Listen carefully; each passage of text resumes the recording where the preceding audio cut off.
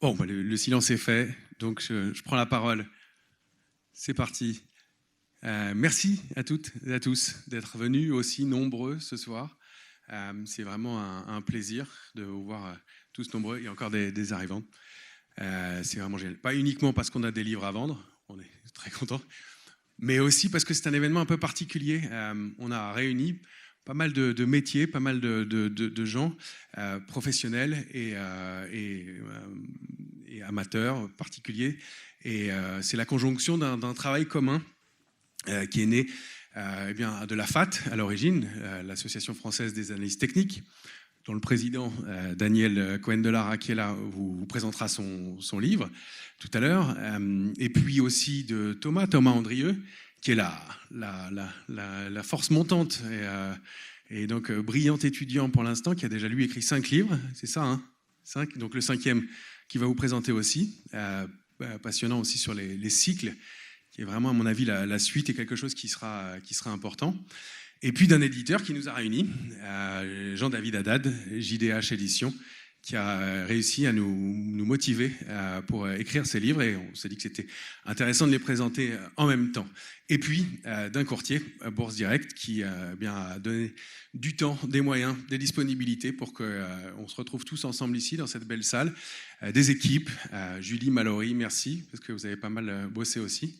Et puis, eh bien, on voulait que cet événement ait une couleur un peu particulière. Et donc, eh bien, très gentiment, Vincent Lecartier, qui est donc gérant senior et responsable de l'allocation d'actifs chez WeSave, eh bien, a accepté tout de suite de venir nous partager sa vision et sa lecture du marché pour les mois à venir. On peut déjà presque dire pour 2024, probablement. Donc, autre donc, élément intéressant. Et puis, la dernière chose, c'est qu'on s'est dit que plutôt que de réserver ce moment eh bien, uniquement à des membres de la FAT ou uniquement à des clients, eh bien, on avait décidé de l'ouvrir à plus de monde et à des professionnels. Et ça a été très sympa aussi parce que tout le monde a dit oui rapidement. Et donc, on a des traders. J'en vois un qui lève les bras au fond de la salle, des gérants, des analystes, des journalistes aussi. Il y a plusieurs métiers qui sont représentés, un éditeur et des étudiants, un étudiant, et donc enfin, des professionnels qui sont venus en plus pour cet événement-là et pour qu'on se rencontre tous, qu'on échange tous et qu'on fasse un moment de convivialité. Donc c'est vraiment top. Et puis donc un grand merci effectivement à Bourse Direct aussi d'avoir mis ses moyens, et à Catherine Nini, que je ne vois pas mais qui est venue avec nous aussi ce soir, donc c'est top. Voilà, donc, et des entrepreneurs aussi dans la salle, il y en a. Donc vraiment tous les métiers de la finance qui sont représentés, ça c'était un gros challenge. Et puis effectivement, c'est ces livres qu'on sera ravis de vous présenter. Donc c'est Jean-David Haddad qui va prendre la parole, qui va animer cette soirée. Jean-David, il est professeur agrégé d'économie, il est écrivain, 30 bouquins à peu près 30, c'est tout. Et puis il est aussi, donc vous l'avez compris, éditeur, donc il œuvre pour la communication, pour la démocratisation, pour la transmission de tout ce qui tourne autour de la finance et des marchés boursiers. Et donc bah, c'était top de sa part qu'il pousse avec nous ce projet, et en plus qu'il nous invite ensuite à un beau cocktail. Donc je lui donne la parole et on reviendra tout à l'heure.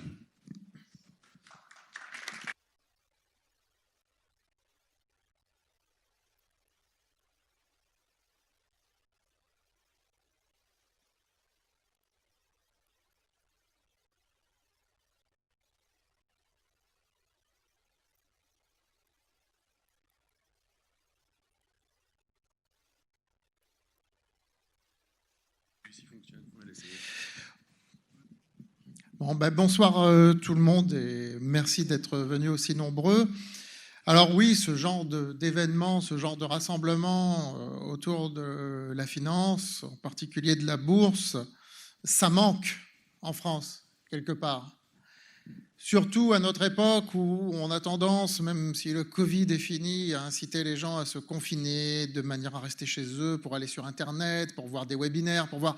Non, moi je pense qu'il n'y a rien de mieux qu'un événement en réel où des gens interviennent devant vous, que vous pouvez échanger en vrai avec eux ensuite, et surtout quand il y a un cocktail qui vous est offert comme celui que nous allons proposer ce soir. Voilà. Donc, je suis heureux d'avoir édité sur les 2-3 derniers mois, depuis la rentrée, 3 livres dans la collection Les Pros de l'Écho, qui est une collection spécialisée dans l'économie, la bourse et la finance.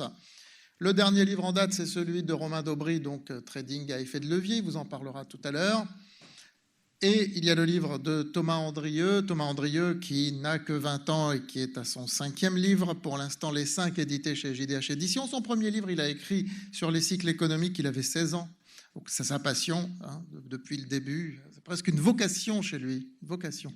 Et puis le livre qu'on avait publié juste au milieu de l'été, celui de Daniel Cohen de Lara, Le pouvoir d'Ishimoku, donc qui s'adresse aussi aux traders sur la méthode Ishimoku.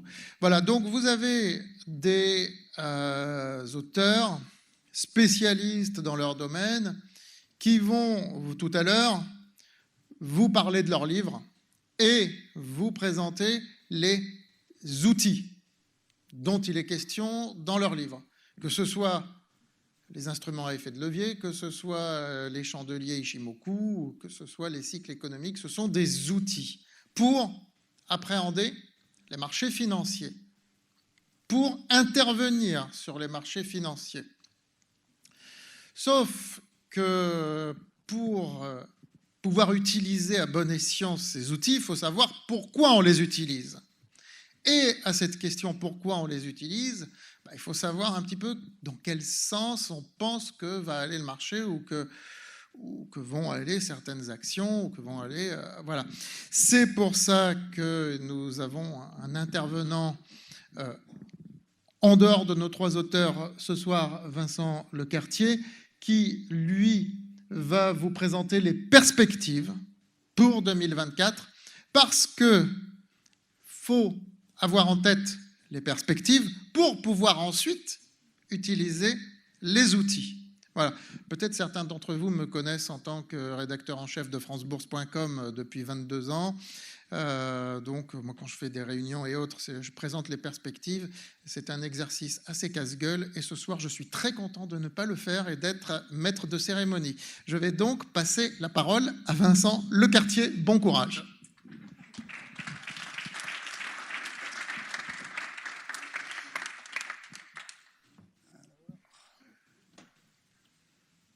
Voilà. Bonsoir à toutes et à toutes. Je vais démarrer la présentation donc, sur un plan dans 7 parties. Donc d'abord, qui est WeSave, les prévisions économiques du consensus, la politique monétaire, la politique budgétaire, est-ce que la dette est insoutenable ou pas, nos principales convictions sur les mois ou années qui viennent, et les vues sur les grandes classes d'actifs. D'abord, qui est WeSave? Alors WeSave est une fintech, donc filiale à 100% d'Amundi, je pense que vous connaissez Amundi. L'offre pour le grand public que l'on propose, donc c'est 10 profils d'assurance vie, 100% digitalisés, donc ça c'était l'originalité qu'on pouvait avoir à notre lancement, qui commence à être copié désormais. Des très faibles frais, donc on insiste beaucoup là-dessus, c'est une des grandes différenciations par rapport aux offres traditionnelles, et c'est ce qui a motivé au départ la création de notre offre. On propose ça sous la forme de contrats individuels, je le précise parce que ça protège beaucoup plus les clients que les contrats traditionnels qu'on peut avoir dans l'assurance vie. On nous catégorise dans les robo-advisors. Je précise, chez nous, robo-advisor, ça veut dire Vincent Lecartier quand même. Autrement dit, il y a de l'humain. Le robot est là derrière pour analyser les marchés, pour optimiser les allocations d'actifs. Et les allocations d'actifs, elles se font comment? Elles se font au travers d'une combinaison entre le fonds en euros de notre assureur, donc qui est Suravenir, et des ETF, autrement dit des supports d'investissement qui répliquent de façon très stricte la performance d'un indice boursier. Donc ça, c'est un ETF. Et ça, sur toutes les grandes classes d'actifs, donc les actions, les obligations, les matières premières. Voilà les performances de nos 10 portefeuilles, net des frais, j'insiste bien, donc tout frais déduit. On fait des publications de nos performances de façon trimestrielle. Donc sur la première ligne, Vous voyez les performances qu'on a pu réaliser cette année, donc de 2% jusqu'à presque 12% pour le P10. Je vous ai remis juste en dessous, depuis notre lancement qui a été fait donc en février 2016 de façon annualisée, là encore tout frais déduit, les performances respectives de nos différents contrats. Il faut se rappeler qu'on a eu beaucoup d'accidents boursiers pendant cette période, donc on est assez satisfait à la fois de la granularité des performances sur toute cette période et de façon plus générale des performances en absolu qui restent satisfaisantes. Je vous ai fait le rappel aussi juste en dessous des volatilités respectives depuis l'origine de ces différents contrats. Ça permet pour ceux qui ont envie de faire des calculs de rendement risque, est-ce que ça se passe bien ou mal? Ça se passe bien. Pour ce qui est de nos allocations d'actifs, comment est-ce qu'elles sont construites? Elles sont systématiquement construites en s'appuyant sur le fonds en euros, autrement dit la partie garantie en capital de l'allocation d'actifs. Donc évidemment, plus vous montez en risque, plus vous réduisez l'exposition sur le fonds en euros. Et je vous ai fait le rappel tout en bas parce que généralement ça intéresse les gens. Quel est le pourcentage d'actions? Alors je précise, c'est le pourcentage d'actions à l'intérieur des unités de compte. C'est pas à l'intérieur du portefeuille, c'est à l'intérieur des unités de compte. Donc si vous voulez comprendre un petit peu comment nos allocations fonctionnent, voilà donc en gros la structure de base. Les prévisions économiques du consensus. Alors WICEV ne fait pas de prévisions en tant que telles, donc nous on s'appuie sur le consensus. C'est toujours intéressant de suivre ce qui se passe, comment la communauté économique voit les perspectives. La première grande chose que je voulais vous souligner, c'est que avec les multiples crises qu'on a eues sur les 2 ou 3 dernières années, autrement dit la Covid puis la guerre en Ukraine, on a eu des accidents sur les grands agrégats économiques qui ont été extrêmement violents. La bonne nouvelle, c'est que ces accidents, c'est un petit peu comme si vous faites un saut à l'élastique. Il faut un petit moment pour que vous retrouviez votre équilibre. C'est ce qu'on est en train de faire à l'heure actuelle. Donc la bonne nouvelle, c'est que ces équilibres sont en train de se rétablir et que très probablement, du coup, à partir de l'année prochaine, on devrait avoir une qualité de prévision économique qui devrait de nouveau s'améliorer parce qu'on était à l'évidence perdu quand on regarde les écarts entre les prévisions des différents instituts et ce qui s'est réalisé, tous étaient à l'ouest sur les derniers trimestres, voire années. Qu'est-ce qu'on peut du coup attendre? Un point bas sur la croissance économique pour l'année prochaine et très probablement une petite réaccélération en 2025, rien de très fort, mais ça n'empêche qu'on aura un redémarrage normalement en 2025. Pour ce qui est de l'inflation, elle est désormais quasiment normalisée en 2024 et on devrait enfin atteindre la cible des 2% qui est tant espérée par les banques centrales en 2025. Autrement dit, on a une décélération de la croissance puis reprise, une inflation qui, elle, va continuer de diminuer jusque la zone des 2%. La bonne nouvelle, c'est qu'on a beaucoup moins de pénurie de produits. Donc ça, c'était une des caractéristiques suite à la Covid. C'est que les productions, la distribution ont été énormément perturbées et ça a provoqué beaucoup d'inflation. Donc ces circuits-là sont de nouveau fluides. Donc ça, c'est une très bonne nouvelle. La deuxième chose, c'est que les excès de demande qu'on a pu avoir, il y a des phénomènes de consommation, de rattrapage qu'on a pu avoir. Tout ça est en train de se calmer simplement parce que le pouvoir d'achat des ménages commence à être un peu sous contrainte. Donc on est aujourd'hui dans une situation où l'inflation va devenir de moins en moins un problème et ça on le verra plus tard, c'est une excellente nouvelle globalement pour les marchés financiers. 2 points qu'il faut surveiller sur l'économie, c'est le manufacturier. Il y a eu un phénomène très particulier avec la Covid puis avec la guerre en Ukraine, c'est qu'on a eu un phénomène de stockage très important qui a été effectué par les entreprises. La Covid d'abord, la problématique qu'avaient les entreprises, c'était des pénuries de produits, de matériel, etc. Donc elles ont stocké en urgence. Ça, évidemment, ça provoque derrière de la rareté et derrière, ça fait monter les prix. Deuxième chose, ça a été la Covid, la guerre en Ukraine, pardon. On s'est retrouvé un petit peu dans le même genre de situation, c'est-à-dire à avoir peur de l'inflation qui va venir puisque les prix des matières premières montent. On se dit, attention, tous les prix vont enchaîner derrière, donc on a peur de l'inflation. Comme on n'a pas envie de payer plus cher demain le produit qu'on peut acheter aujourd'hui, on l'achète aujourd'hui, on le stocke. Donc on a eu de la même manière une situation d'excès de demande provisoire qui a provoqué de l'inflation. La contrepartie derrière, c'est qu'évidemment, puisque vous avez stocké à 2 reprises successives, derrière, à un moment, vous avez un excès de stock, donc il faut libérer ce stock, il faut le consommer. C'est ce qui s'est passé cette année. Donc la bonne nouvelle, c'est qu'on arrive probablement à la fin de ce déstockage des produits, et donc on devrait avoir une reprise industrielle, très probablement, à partir de l'année 2024. Pour ce qui est des services, le cycle était décalé par rapport à celui du manufacturier. Donc on avait très clairement une consommation revancharde. Puisque vous étiez confiné, vous ne pouviez pas consommer normalement les services, aller au Euro Disney ou je ne sais quoi, ou au cinéma. Vous ne pouviez pas avoir ce type d'activité. Dès que vous avez pu le faire, vous vous êtes précipité pour réaliser ce type de dépenses. Et donc, il y a eu une surdépense sur les loisirs. Ça devrait se calmer. Là encore, la problématique du pouvoir d'achat devrait logiquement freiner cette consommation. Donc, en clair, on devrait avoir un rééquilibrage l'année prochaine sur le manufacturier qui devrait reprendre et les services qui, eux, devraient se calmer. Je fais un petit rappel. C'est très bien de parler de tout ça, mais les indices boursiers, ça n'est pas ça. Et je reviendrai dessus, je vais vous le démontrer. Pour vous chiffrer quand même un tout petit peu les prévisions économiques du consensus, voilà grosso modo à quoi ça ressemble.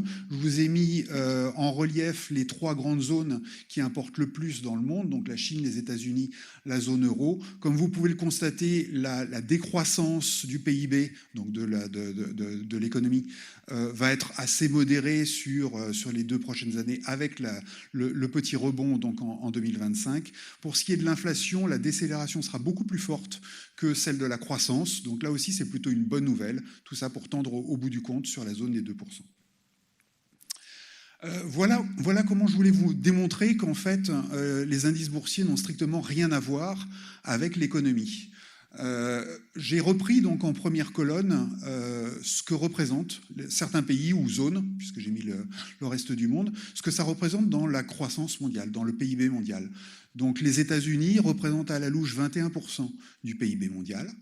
En face de ça, quand on regarde leur poids dans les actions internationales, donc le MSCI All World, donc l'intégralité de la géographie, vous avez une représentation qui est presque 3 fois plus importante. Presque 3 fois plus importante.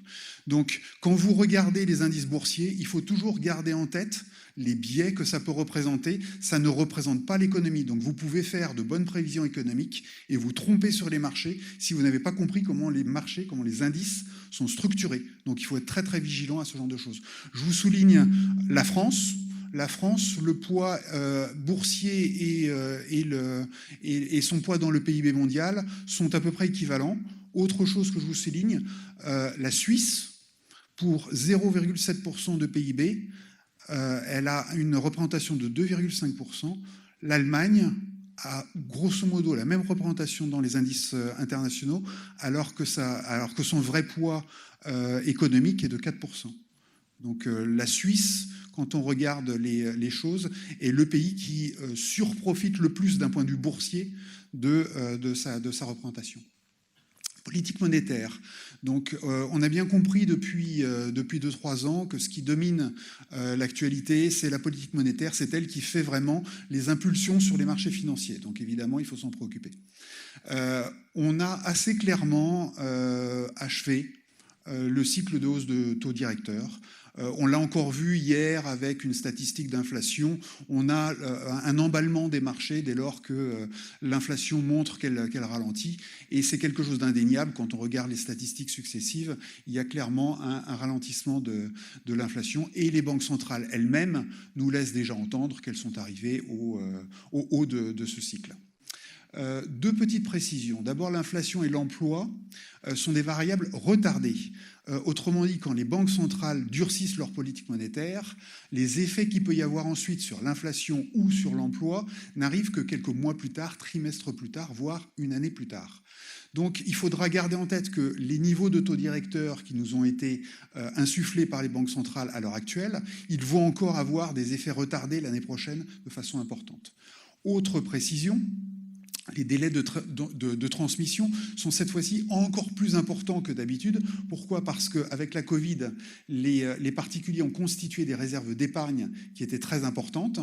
Et autrement dit, lorsque les banques centrales ont relevé leurs taux d'intérêt, en fait, les ménages, ils s'en fichaient pendant un bon moment parce qu'ils avaient une réserve d'épargne. De la même manière, les ménages ou les entreprises ont constitué généralement des emprunts à taux fixe et non pas à taux variable. Ce qui veut dire que si vous n'avez pas l'obligation de renégocier votre taux, vous êtes très content, vous aviez un taux qui était plus bas que les niveaux actuels, vous dormez dessus. Donc il y a un phénomène d'inertie sur l'efficacité de la politique monétaire qui est un vrai sujet et qui continuera donc de nous affecter l'année prochaine. En termes de discours, que nous disent les banques centrales à l'heure actuelle? Elles nous disent qu'elles veulent garder leur taux d'intérêt higher for longer. Ça veut dire qu'elles veulent garder le niveau actuel qu'elles ont atteint en termes de taux directeur de façon prolongée. On verra.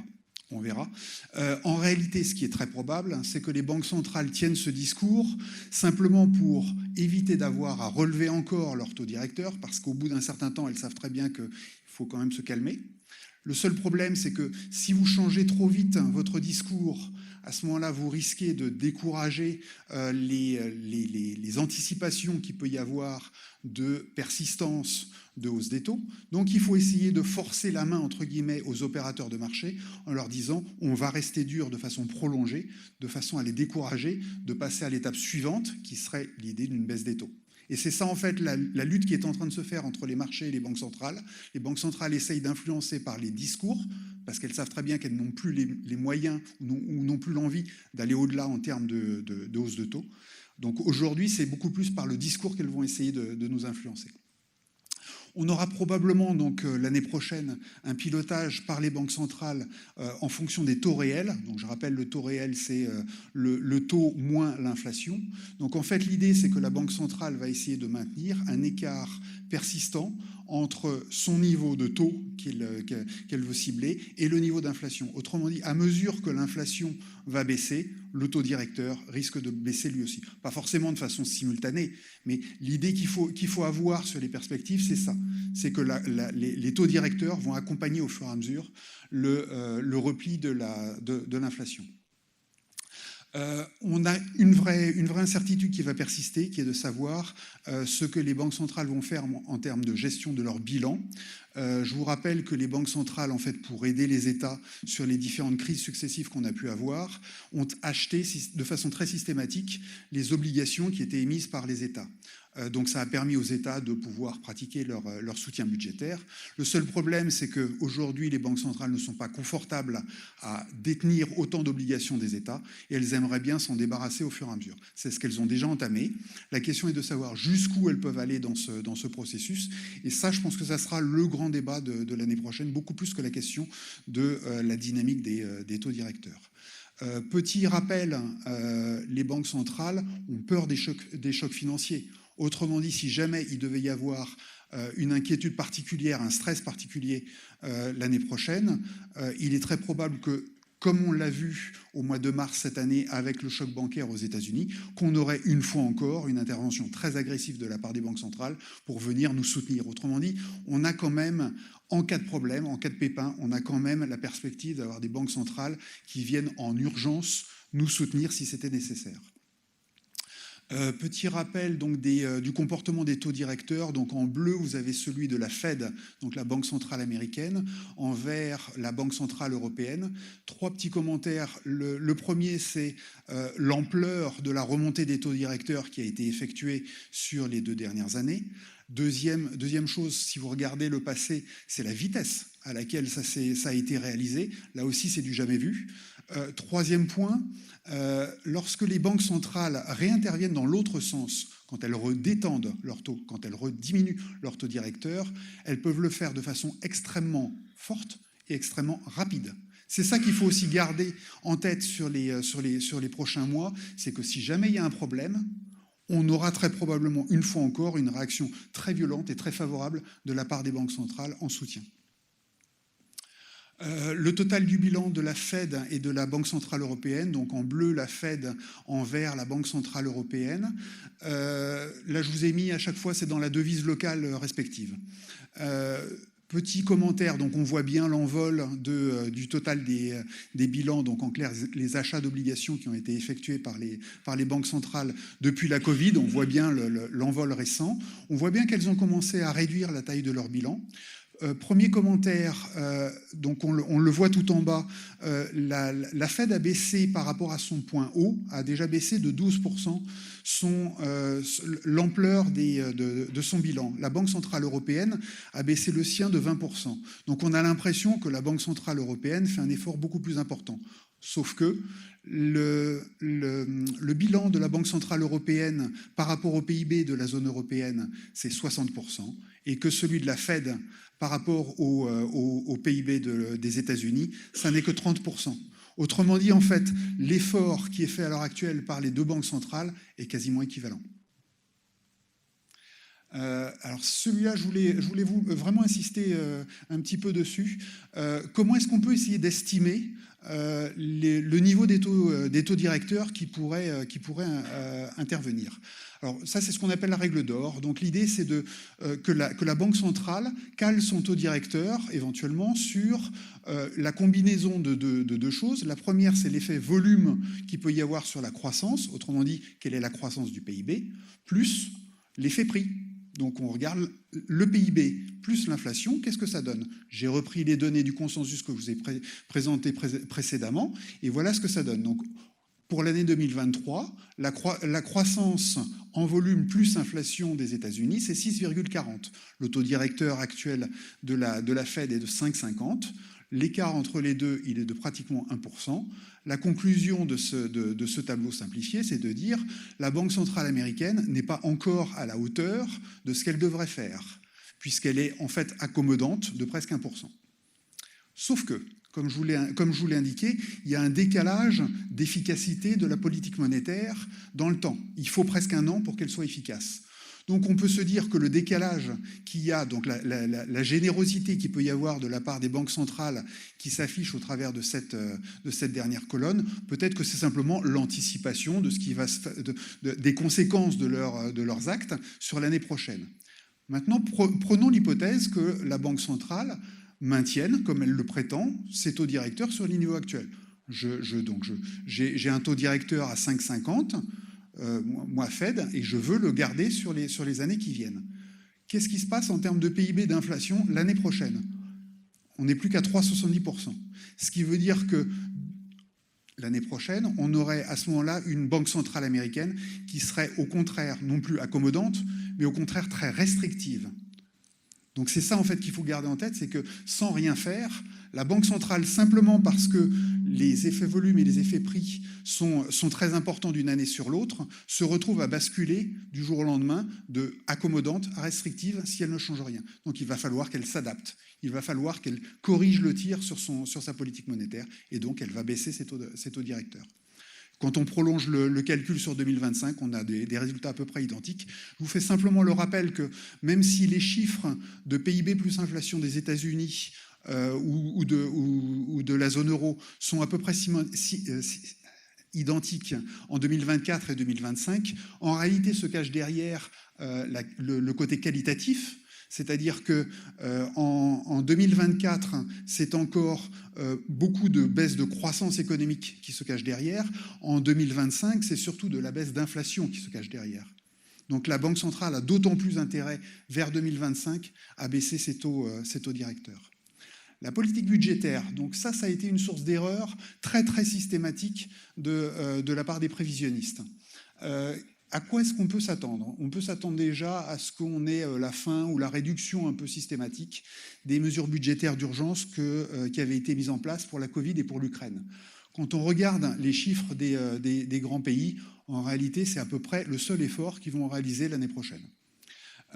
Qu'est-ce qu'on aura par contre en complément? C'est une poursuite ou une accélération des investissements de souveraineté, donc pensez à la défense, santé, énergie, les relocalisations stratégiques, les semi-conducteurs, transition climatique, énergie renouvelable, gestion de l'eau, la compétition numérique, l'intelligence artificielle. Toutes ces dépenses sont indispensables. Ce sont des capitaux massifs qu'il va falloir engager et que vous ne pouvez pas reporter. Si vous regardez la nature des dépenses que je vous mets là, systématiquement, vous avez un calendrier d'urgence. Donc les États n'ont pas le choix. Ces dépenses-là, elles vont se faire. Elles vont se faire, c'est une certitude. Donc on aura mécaniquement un soutien à la croissance par ces dépenses.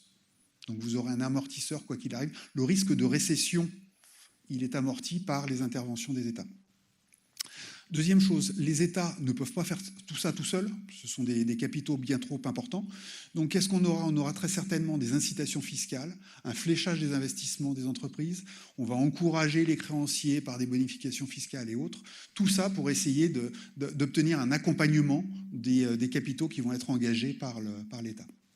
Donc en clair, on aura une fiscalité qui, contrairement à ce que beaucoup de gens peuvent avoir en tête, ne sera pas forcément négative. Pour un certain nombre de choses, ça pourrait être positif. Je pense notamment pour l'investissement, donc pour notre activité. Petit rappel également, les banques centrales ont conscience de l'état des finances publiques. Oui, ça c'est une évidence. Si moi je suis capable de faire ces calculs, eux aussi, ils savent très bien ce que sont les dynamiques à venir et ils ont aussi parfaitement conscience des enjeux sociétaux qui peuvent se cacher derrière. Autrement dit, c'est une évidence que les banques centrales, quand elles prennent leurs décisions de politique monétaire, elles ont en tête les contraintes des États, les contraintes financières des États. Donc évidemment, si les États peuvent avoir des problèmes de financement de leurs projets à venir, les banques centrales qui en plus ont fait le job, elles ont terminé de lutter contre l'inflation et elles sont plutôt dans une dynamique de baisse de taux. Si jamais il faut aider les États dans leur démarche, elles peuvent le faire en accélérant un petit peu plus leur baisse de taux. Je vous ai fait le rappel des déficits budgétaires prévisionnels, donc à la fois pour cette année et pour l'année prochaine, simplement pour vous montrer que, grosso modo, personne ne fait d'efforts, sauf en théorie l'Allemagne. Je vous souligne qu'aujourd'hui, l'Allemagne s'est retrouvée dans une situation où le Conseil constitutionnel tape sur l'État allemand en disant qu'un certain nombre de dépenses n'ont pas été comptabilisées correctement et devraient être réintégrées. Autrement dit, l'impression qu'on peut avoir d'efforts budgétaires de l'Allemagne, il risque d'être très vite corrigé par des rectificatifs budgétaires. Donc, autrement dit, grosso modo, personne ne fait d'efforts. Je vous souligne quand même les États-Unis qui en font vraiment pas, puisque ça se dégrade encore plus l'année prochaine. La dette est-elle soutenable? Alors, ça c'est la grande question évidemment qu'il faut se poser, puisqu'en fait, l'ampleur de la dette fait peur. Et on sait qu'en plus, on va en avoir beaucoup à venir. Donc, clairement, ça fait peur. Le repli sur soi de certains créanciers historiques, Japon, Chine, par exemple, qui sont des acheteurs d'obligations des États de façon colossale pour l'Union européenne ou pour les États-Unis, ils ont tendance à en acheter beaucoup moins. Je fais un tout petit aparté. Quand vos devises, le yen ou le yuan, se cassent la figure vis-à-vis du dollar ou de l'euro, par définition, votre pouvoir d'achat, votre capacité à acheter les dettes étrangères diminue d'autant. Donc ça n'est pas forcément que de la géopolitique qui se cache derrière, il faut aussi garder en tête qu'il peut y avoir des effets de contraintes purement financières liées aux devises. Les quantitative tightening, donc on en a parlé, les banques centrales qui sont en train de réduire la taille de leur bilan et donc d'acheter moins d'obligations des États, ça aussi par définition, ça ne peut qu'inquiéter les observateurs sur la question du financement des dettes souveraines.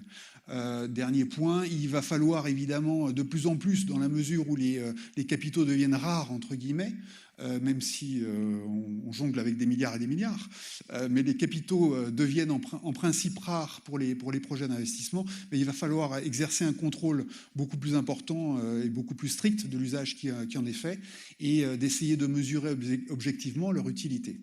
Alors venons-en à leur utilité. La dette, en réalité, elle est très très utile.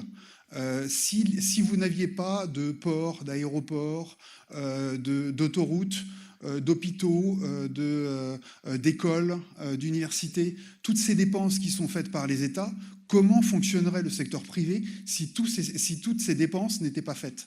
Donc la vraie question, en fait, elle est plus de savoir où est-ce qu'on met la limite entre le régalien et le secteur privé. Autrement dit, qui doit porter la charge de cette dette? Est-ce que c'est le secteur privé ou est-ce que c'est le secteur public qui doit en porter la charge? Depuis des années, beaucoup de choses retombent de plus en plus sur la tête des États. Donc c'est pour ça qu'assez logiquement, ce sont les États qu'on surveille le plus en termes de financement et d'endettement. Comment est-ce qu'on suit la dette? Il y a deux manières de la suivre. On suit le montant de la dette. Et la manière, par contre, un peu plus classique et un peu plus utile, c'est de regarder la dette par rapport au PIB. Autrement dit, vous pouvez avoir une dette qui monte, mais si la croissance économique monte encore plus vite que la dette, la question de la soutenabilité de la dette ne se pose plus, puisqu'en fait le ratio dette sur PIB diminue dans ces cas-là. Point très important sur lequel j'insiste, parce qu'en fait j'entends très souvent des choses un peu agaçantes sur la question de la dette. En face de la dette, autrement dit en face du passif, vous avez un actif, vous avez des actifs. Et ça, on oublie toujours d'en parler. Et ça, pour moi, c'est un vrai sujet. Donc, en face de la dette, vous avez des infrastructures, des semi-conducteurs, des batteries électriques. Quand on voit les États-Unis, qui à l'heure actuelle dépensent à tout va, font des dépenses budgétaires très très importantes sur ces différents thèmes. En réalité, derrière, qu'est-ce qu'ils sont en train de construire? Ils sont en train de construire un pays avec des usines, avec une souveraineté sur la partie des semi-conducteurs, des batteries électriques. Ce sont des choses qui sont très importantes. Ça crée des emplois, ça va faire rentrer de la TVA, ça va faire rentrer de l'impôt sur le revenu, ça va faire rentrer de l'impôt sur les sociétés sur les prochaines années. Donc il ne faut pas regarder la dette en instantané, mais il faut aussi la regarder en plus en dynamique, sur du long terme. Et ça, c'est un des gros défauts aussi qu'ont beaucoup de gens, c'est d'avoir une vision beaucoup trop statique sur la problématique de la dette.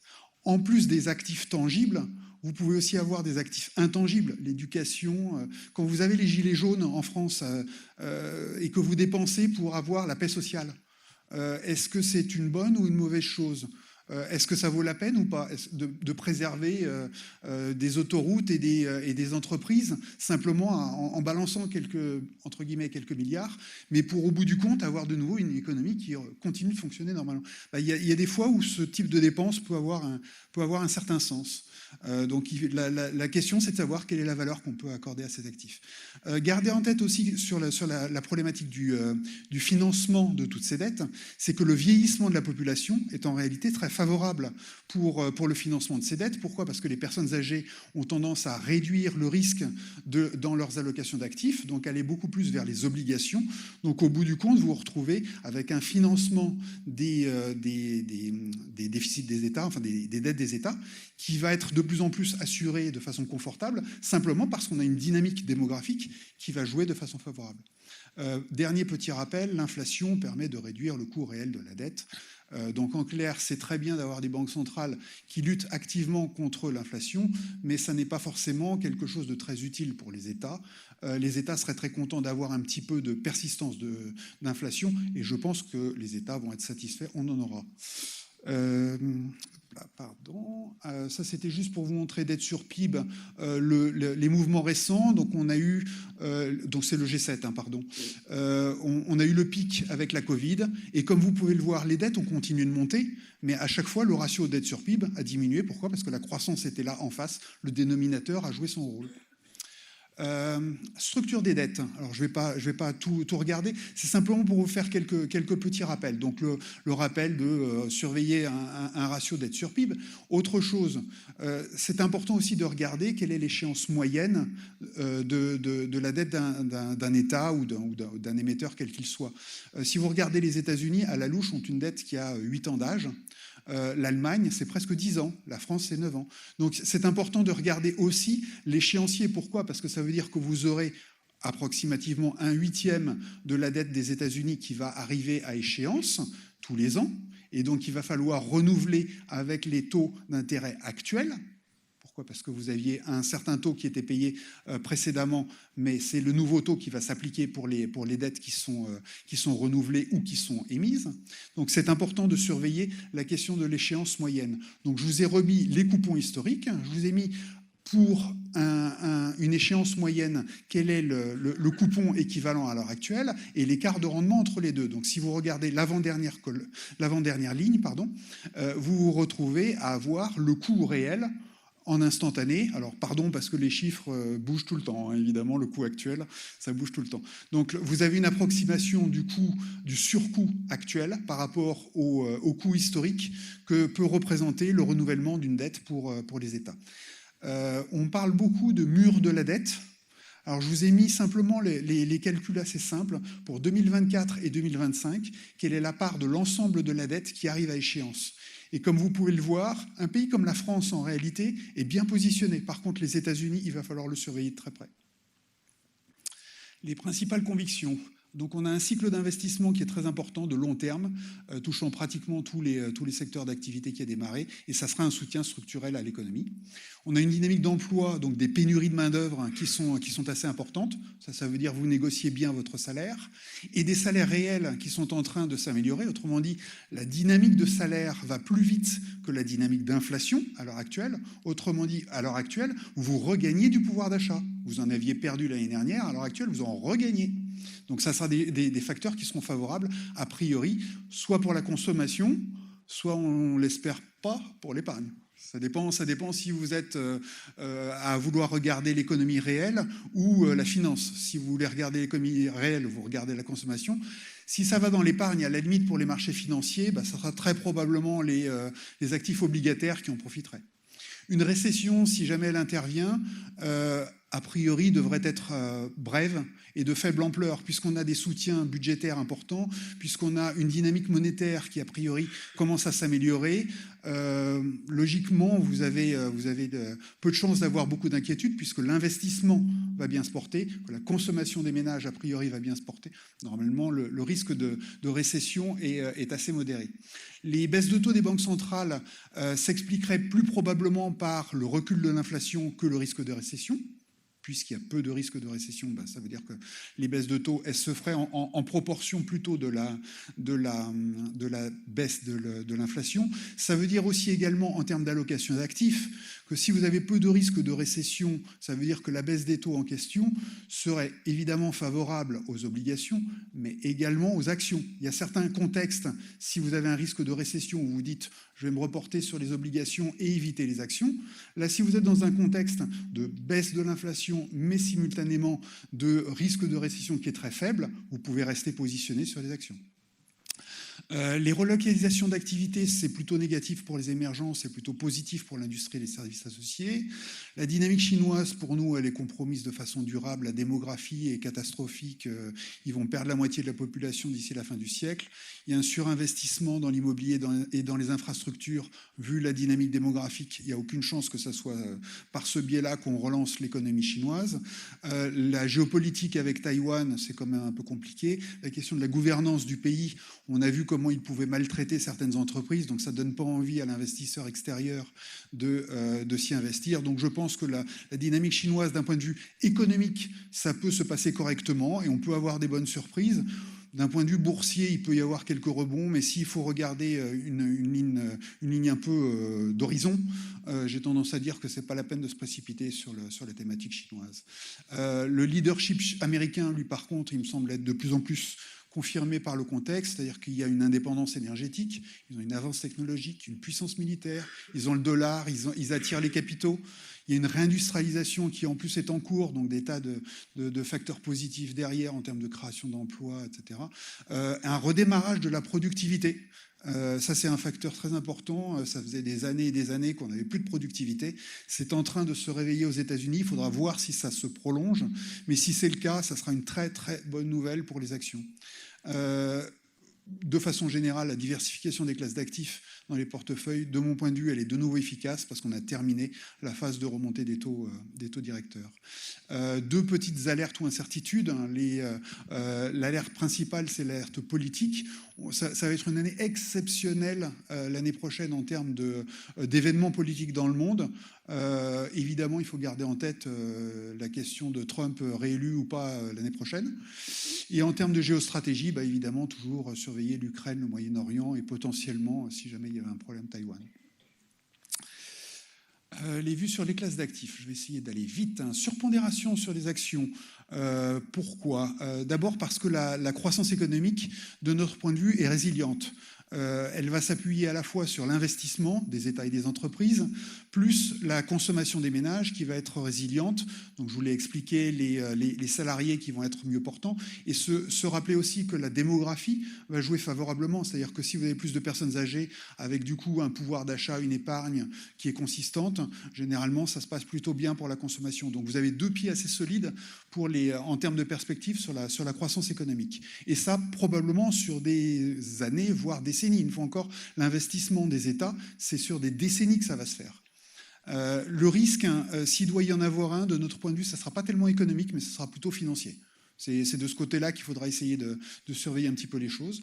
Ce qu'on peut observer, c'est que durant les publications du troisième trimestre, il y a eu un certain nombre d'accidents boursiers violents sur des titres. Certains, c'est parce que le modèle économique est remis en cause. Pour beaucoup de sociétés, c'est simplement parce que le rythme de croissance retrouve simplement le rythme d'avant Covid. Une LVMH, elle a eu, pour prendre un exemple au hasard, elle a eu une croissance qui était complètement atypique pendant la Covid et elle retrouve simplement son rythme. Donc je pense qu'en plus, les actions à l'heure actuelle, je ne vous parle pas de niveau, mais en termes de valorisation, moi j'ai l'impression qu'aujourd'hui, on a fait déjà pas mal de renettoyage de la cote. Il y a pas on n'est pas spécialement généreux sur les valorisations des titres. Les marges bénéficiaires pourraient redémarrer dès 2024, notamment grâce à des gains de productivité. Donc là, on peut penser à l'intelligence artificielle notamment. On risque d'avoir une dynamique de fusion et acquisition ou de retrait de la cote pour les petites capitalisations. Ça peut faire partie des choses qui peuvent animer cette frange un peu particulière des marchés. Petit rappel que j'aime bien faire, donc en 1997, vous aviez 7500 actions cotées aux États-Unis. Aujourd'hui, vous n'en avez plus que 3600. Autrement dit, vous avez une pénurie de sociétés. Vous avez une cote qui s'est énormément réduite. Elle a divisé par 2 sur cette période. Et c'est un effet d'entonnoir. Si vous avez beaucoup de capitaux pour un nombre limité de sociétés qui est coté, logiquement, ce qui est rare et cher, ça fait monter les quelques titres qui sont cotés. Donc on retrouve assez logiquement, là je vous ai mis le MSCI All World, je vous aurais mis le Standard & Poor's aux États-Unis, vous auriez vu une courbe encore plus spectaculaire, mais voilà la dynamique donc sur une période prolongée des actions. La dynamique reste favorable et sur le long terme, il faut rester porteur des actions. Donc il faut simplement éviter les gros accidents ou savoir surtout en profiter. Ce qui est, de mon point de vue, beaucoup plus facile que de savoir les éviter. Les obligations, on est neutre sur le souverain, on est surpondéré sur les obligations d'entreprise. Qu'est-ce qu'on peut en dire ? La première chose, c'est que les rendements nominaux, donc les coupons que vous touchez au travers des obligations, sont de nouveau clairement attrayants. Ça, c'est la conséquence logique de la hausse des taux directeurs qu'on a vécu sur les 2 dernières années. Aujourd'hui, les coupons des obligations sont supérieurs à ceux des dividendes des actions. Donc ça veut dire que les obligations redeviennent, pour ceux qui recherchent exclusivement la question d'encaisser des flux de façon régulière, des flux de trésorerie de façon régulière, ça redevient une alternative crédible. On a un cycle de hausse de taux directeurs qui est derrière nous, ce qui veut dire qu'aujourd'hui, le porteur d'obligation, il va encaisser un coupon qui est élevé. Si vous achetez une obligation actuelle, vous encaissez un coupon élevé, et en plus vous avez en perspective très probablement la baisse des taux d'intérêt qui viendrait l'année prochaine et qui ferait que le cours des obligations va monter, puisqu'en fait la baisse du rendement provoque la hausse du cours des obligations. Donc on a en fait en perspective pour l'année prochaine pour les porteurs d'obligations à la fois un coupon élevé et une dynamique favorable sur le cours de bourse. La volatilité des obligations, alors je vous passe le détail, mais on est pratiquement sur un niveau 10 fois plus élevé que les actions. Il faut garder ça en tête. Donc évidemment, quand vous avez énormément de volatilité, ça décourage les investisseurs de s'investir sur cette classe d'actifs. Donc assez logiquement, maintenant qu'on risque d'avoir une détente des taux directeurs, une baisse des taux, on devra avoir de façon concomitante une baisse de la volatilité des obligations. Et ça va encourager les investisseurs systématiques à revenir sur les obligations. Donc on devrait avoir de nouveau une dynamique positive de ce point de vue-là en termes de flux vers les obligations. Dernier point, pourquoi est-ce qu'on préfère les obligations d'entreprise aux obligations des États? Simplement parce que les levées de capitaux qui vont être faits par les États vont être très importants et qu'en plus, avec les quantitative tightening, autrement dit les retraits des banques centrales, ce sont quasiment exclusivement les obligations des États qui sont impactées par ces flux négatifs.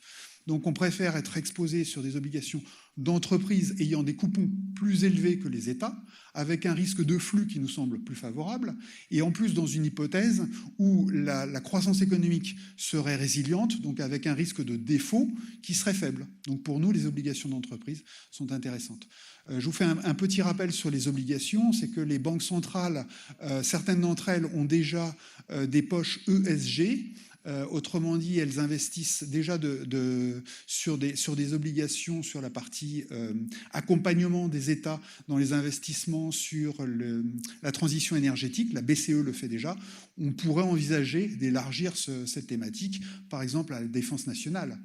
Je prends un exemple au hasard, mais on pourrait élargir les thèmes sur lesquels les banques centrales pourraient venir assister les États. Parce que si vous n'avez pas la protection de votre territoire, vous avez évidemment une inflation qui peut monter très violemment. Là, je vous ai remis juste le rendement historique du 10 ans américain, simplement pour vous montrer l'ampleur des volatilités. On est sur un rendement de 5,70 en moyenne. Donc, comme vous voyez, on est en dessous de la moyenne historique. Les matières premières, rapidement. Nous, on reste à surpondérer sur ce thème.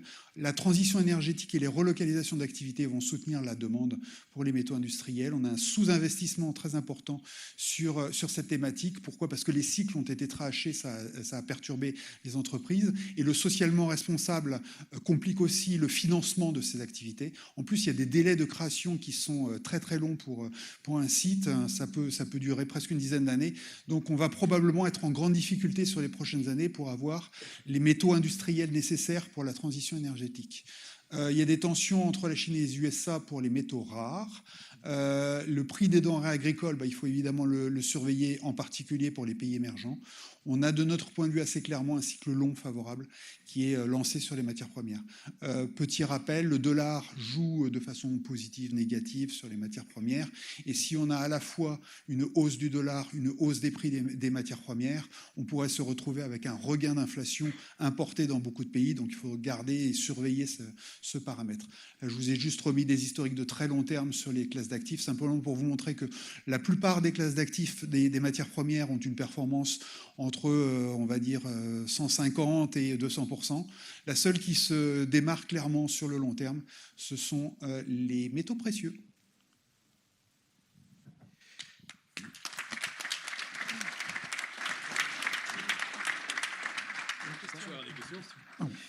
Bien. Merci pour cette intervention et pour ces perspectives à l'issue desquelles, je pense, nous sommes un peu rassurés, puisque visiblement, contrairement à ce qu'on peut lire sur certains forums ou dans certaines discussions qu'on peut entendre à table, on ne va pas tous, dans un an, être foutus dehors de chez nous, être dans la rue, avec des guérillas urbaines, avec notre argent réquisitionné en banque, parce que bon, il n'y a pas longtemps, on entendait ce genre de choses. Les gens avaient peur de ce genre de choses. J'exagère un peu, mais voilà. Donc nous sommes rassurés plutôt par ces perspectives, qu'on verrait finalement le bout de cette crise et qu'on passerait peut-être en définitive juste à côté de la récession, qu'on la frôlerait. C'est toujours le cas, on la frôle depuis 2 ans, mais qu'on continuerait de la frôler encore un petit peu et puis qu'on rebondirait. Voilà. Est-ce que donc on va passer aux questions. Donc si des personnes ont des questions à poser à notre invité. Oui, monsieur là-bas. Qui a une question? Pardon. Bonjour. Oui, bonjour. Merci pour cette analyse pertinente macroéconomique actuelle. Georges Castel, il y a quand même une chose qui me chiffonne dans ce que vous dites par rapport à l'inflation et la dette. Depuis toujours, d'un point de vue macroéconomique, on dit quand il y a de la dette, c'est bon, finalement, quand il y a de l'inflation, ça réduit effectivement les dettes. Mais d'une mauvaise façon. On l'a bien vu, et j'ai l'impression, moi j'avais 11 ans, le 6 octobre 1973, au moment de la guerre du Kippour, le pétrole valait $2 le baril, $2 le baril. Quadruplement $8. L'essence qui était passée de 1,35 franc à 1,75 franc, souvenons-nous, en décembre 1973. 15 ans d'inflation à 2 chiffres. Un ancien président de la République, François Mitterrand, se vantant d'avoir une caisse d'épargne à 8,5%, principe des taux d'intérêt nominaux, comme dirait Keynes, le chiffre, alors que l'inflation était à 15%. Donc ça faisait du -7. Mais les gens préfèrent gagner du 8,5 alors qu'ils se tapent 15% d'inflation, alors que quand il était à 1%, on avait des taux d'intérêt réels. Et ce, avec cette période de taux négatifs. Mais ça ne plaisait pas. Donc il est clair que l'inflation, qui semble être une facilité, comme a pu être le quantitative easing depuis 20 ans, le quantitative easing a été une facilité de comportement, des uns comme des autres. N'oublions pas que les banquiers centraux, dont souvent on dit tous les mots, accompagnent la macroéconomie, souvent de façon pertinente. Jean-Claude Trichet, quand il était patron de la BCE, c'est arrivé, il n'était pas que gouverneur de la Banque de France, à un moment a remonté les taux alors qu'il ne fallait pas. Les banquiers centraux parfois se trompent. Est-ce qu'on peut raccourcir un peu la question ? Oui, mais ce n'est pas une question, c'est juste une diatribe. Et là, 50 ans et un jour plus tard, on se retrouve avec, j'ose espérer, quelque chose qu'il faut qu'il se calme. Parce que si ça ne se calme pas, on va se retrouver avec de l'inflation durable. Et l'inflation durable, c'est quoi? C'est la démonétisation des actifs, de tous. Tout le monde va s'appauvrir de façon réelle. Peut-être pas de façon illusoire, mais de façon réelle, c'est un appauvrissement. Merci beaucoup. C'était pas vraiment une Et donc, question. mais c'est pas une question, c'est juste une remarque par rapport à l'ensemble. Donc, Georges, merci beaucoup. il me semble, Merci. mais oui, Pour mais la main. bon, Non, parce qu'on ok, avait besoin de bon. poser des questions, Donc, laissez pas la parole à taisez-vous le tout le monde. cabache, C'est une comme disaient certains C'est individus. le cabache avec le jeu, c'était de poser des questions. C'est pas une question. C'est une affirmation. Alors la question. Alors, la question, qu'est-ce que vous pensez de cette analyse-là? Puisque vous avez l'air de défendre l'inflation comme facilité de paiement pour réduire la dette. Merci. Et donc, Non, soyez sympa. et oui, mais ça me paraît important. Soyez sympa. Je vous en prie. Soyez sympa. Merci beaucoup. Merci pour cette bonne question. Pardon de couper la parole, mais c'était pas le jeu. Le jeu, c'était de poser une question à Vincent et que Vincent réponde. Donc, Merci. mon sentiment, c'est que la dette, effectivement, se retrouve à être érodée en partie par l'inflation. Donc, je vous rejoins entièrement sur le fait que c'est une facilité. Est-ce que c'est une bonne chose? Pour moi, la vraie question, c'est de savoir est-ce que la dette permet de développer un certain nombre de projets qui sont nécessaires pour l'ensemble de la collectivité. Donc, je pense que la dette joue un rôle utile. Est-ce que certains acteurs, au bout du compte, épargnants, perdent effectivement en partie du fait de l'inflation?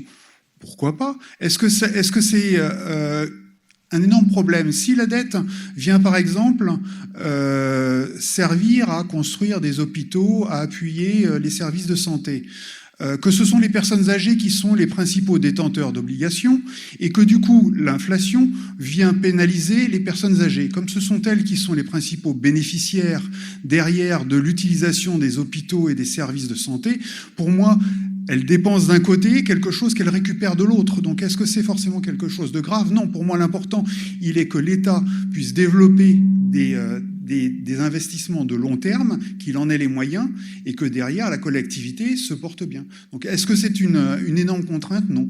Est-ce qu'il faut que les taux d'intérêt réels soient à un niveau aberrant? Autrement dit, est-ce qu'il faut asphyxier complètement les épargnants? Non. Et je pense que les épargnants ont pris conscience de la chose avec la crise récente et que ça se passera bien. Est-ce qu'on aura des taux d'intérêt réels positifs ou négatifs? Mon pressentiment, c'est qu'on reviendra sur des taux d'intérêt réels négatifs prochainement. Merci beaucoup. Est-ce qu'on a une autre question? Je parle de questions. Romain, derrière. Madame, pardon. Merci, bonsoir. Bonsoir. Il manque, à mon avis, une partie du monde qui n'a pas été analysée. Il s'agit des BRICS. Et les BRICS, Chine, Inde, Arabie Saoudite les a rejoints. Alors, quelle est la situation? Est-ce qu'ils sont bien? Est-ce qu'il y aura une concurrence avec le monde dont vous avez parlé? Enfin, la situation des BRICS par rapport à l'actualité. Merci. Alors, le but, en fait, pour moi, c'était de vous exposer surtout des choses, des perspectives sur la partie financière. Et c'est pour ça que je vous avais remontré la différence de poids entre les PIB respectifs des zones et les poids, les représentations dans les indices boursiers. En réalité, les BRICS, hein, je vais forcer le trait, mais n'ont aucune importance d'un point de vue boursier, ou à peu près. Une fois encore, quand vous avez la Chine qui ne représente que 4% du poids dans les indices, alors qu'elle en représente, de mémoire c'était 15 sur le tableau pour la partie réelle, ça a peu d'importance. Est-ce que ça a de l'importance pour l'économie? Ma réponse est oui. Est-ce que ce sont des consommateurs? Oui. Est-ce qu'ils ont du pouvoir d'achat? Oui. Est-ce qu'ils vont faire des investissements? Oui. Je pense qu'il va y avoir beaucoup de relocalisation d'investissements d'une zone vers une autre. Je pense que la Chine va être progressivement déshabillée pour réhabiller plutôt les pays voisins. Donc vous aurez du coup effectivement beaucoup d'activités en Inde par exemple, ou en Indonésie, ou au Vietnam. Vous aurez de l'activité. Donc effectivement, je pense qu'il faut surveiller ce type de pays. Quand vous êtes une entreprise, vous aurez probablement des bonnes nouvelles parce que si vous délocalisez une activité d'une zone vers une autre, à un moment, il va falloir construire une nouvelle usine, il va falloir la robotiser parce que les coûts ne seront pas forcément, la structure de coûts salariaux ne seront pas forcément la même, l'accès aux infrastructures ne sera pas forcément le même, donc il va falloir adapter un certain nombre de choses. Donc il va y avoir beaucoup de croissance qui va être créée grâce à ce type de dynamique. Donc je vous rejoins entièrement sur le fait qu'il faille les surveiller d'un point de vue économique, mais une fois encore, la réponse qui était une réponse boursière que j'essayais d'apporter ici, c'est de dire que ces pays-là, en réalité, ont relativement peu d'importance, sauf pour quelques secteurs, je ne sais pas quoi, le secteur du luxe, voilà. Pour l'instant, une fois encore, la bourse est une représentation complètement idiote de la réalité. Vous êtes complètement à l'écart de la réalité. Si vous regardez la représentation sectorielle des indices américains par rapport à leur structure réelle, vous êtes complètement à l'écart de ce qu'est réellement les États-Unis. Donc les indices sont une mauvaise représentation. Donc nous, notre métier, c'est de jouer sur ces représentations, avec ces indices. Et donc, c'est les dynamiques de ces indices, de façon propre, qu'il faut essayer de regarder. Donc, je vous rejoins sur le fait qu'il y a beaucoup de choses à analyser sur l'économie réelle et que les BRICS auront un poids important. Je pense qu'il faudra les surveiller surtout sur la partie monétaire, sur la partie devise. Je pense que c'est là qu'ils vont faire bouger les choses. Merci beaucoup. On va prendre une dernière question. Monsieur. Jürgen Knorp.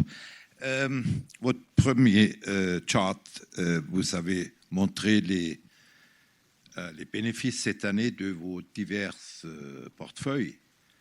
Et là, je dois dire, c'est pas très bien. Et je me demande, mais qu'est-ce que vous avez, dans quoi est-ce que vous avez investi? Cette année, c'était quand même bien. Le CAC a monté, je crois, 13%, le DAX, le S&P, le Nasdaq. Alors, qu'est-ce que vous avez fait, vous? Alors, pour essayer de vous répondre, le CAC 40 il doit faire 11 ou 12% depuis le début de l'année. Notre profil le plus offensif à ce soir est à 14%. En sachant qu'on n'est pas investi, une fois encore, à 100% sur les actions, c'est ce que je vous avais montré, c'est que les allocations sont systématiquement diversifiées.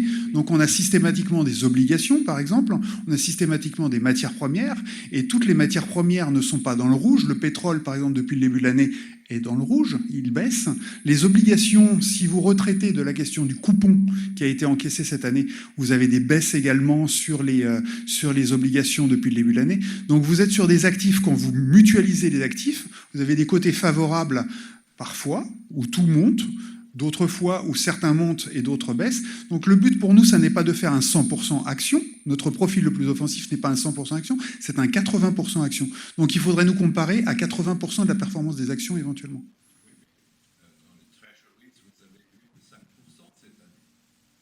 Le cours de bourse des treasuries, il a baissé sur l'année. Les US Treasuries, si vous regardez le cours... Si vous regardez le cours des treasuries sur l'année, il a baissé. Il a baissé. Vous avez eu une remontée de 1% des taux d'intérêt depuis le début de l'année. Donc le cours des obligations a baissé sur l'année. Par contre, vous avez touché un coupon qui vient en compensation. Donc au bout du compte, vous vous retrouvez avec une performance des obligations qui est nulle. Voilà, bon, on va peut-être mettre fin à cet échange. Et passer à la suite de la soirée. Donc, merci beaucoup de ces interventions.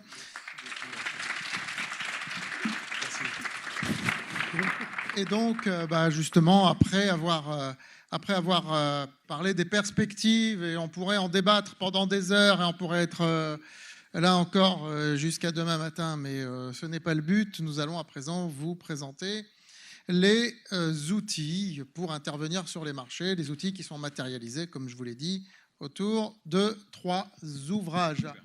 Donc, 3 auteurs que j'ai eu le plaisir d'éditer, qui vont vous parler de leurs livres. Le premier qui va intervenir, c'est Daniel Cohen-Delara, le président de l'AFAT, l'Association française des analystes techniques.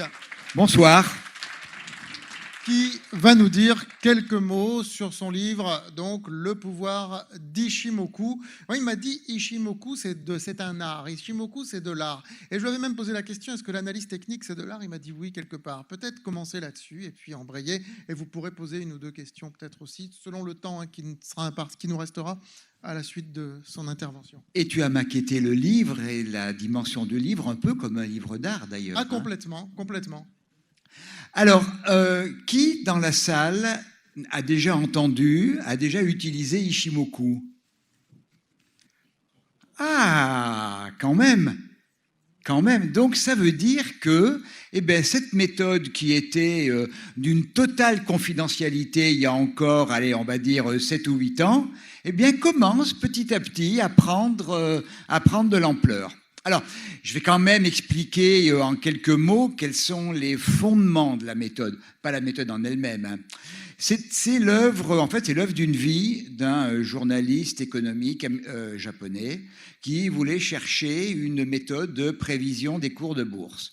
Et il a travaillé toute sa vie et il est arrivé à un résultat qui est, pour nous occidentaux, absolument surprenant. C'est-à-dire qu'on est un peu à l'opposé de l'approche classique qu'on utilise tous de l'analyse technique avec des supports, des résistances, des canaux. Et en fait, l'analyse technique, c'est un petit peu l'analyse des extrêmes. Une résistance, c'est un extrême de cours vers le haut. Un support, c'est un extrême de cours vers le bas. Là, Ishimoku ne va pas du tout s'intéresser aux extrêmes, mais il va aller chercher les équilibres de marché.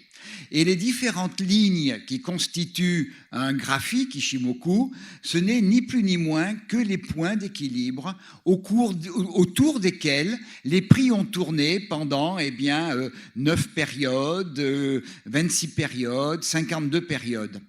Et en fait, on se rend compte qu'on se rapproche avec la méthode, de la réalité du fondamental, de la réalité de l'économie. Un cours de bourse, en fait, c'est la bataille entre des grosses mains qui ont souvent une bordée d'analystes qui, moi comme je suis plutôt sur les actions, je pense surtout aux actions, qui étudient, dissèquent les bilans, les sociétés, et se forgent une conviction au niveau du prix. Et le cours de bourse, c'est la bagarre entre les différentes convictions de l'ensemble de ces grosses mains. Et puis ces convictions, en fait, elles tournent autour de valeurs.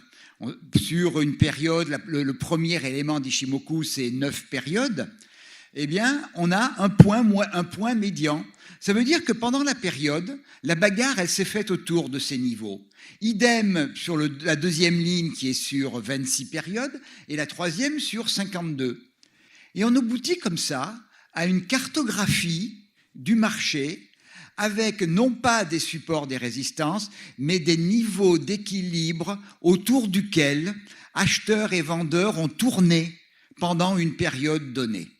Et ça, c'est un phénomène qui est tout à fait différent, tout à fait même novateur dans son approche par rapport à l'analyse technique, et qui me fait dire, en plus moi, président de l'AFAT, l'Association française des analyses techniques, qu'Ishimoku, en fait, c'est un pan complet de l'analyse technique.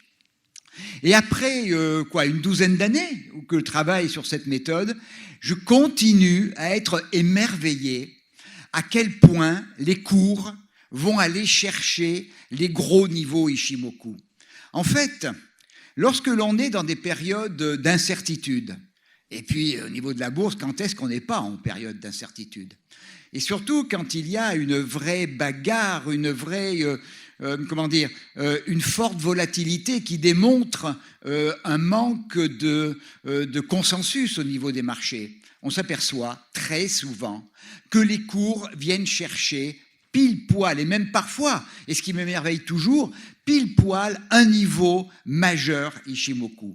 Et quand, au fil du temps, j'ai disséqué les graphiques, je me suis aperçu qu'on avait des niveaux fondamentaux au niveau d'Ishimoku qui ne correspondaient absolument pas à des niveaux majeurs en analyse technique, c'est-à-dire des supports et des résistances.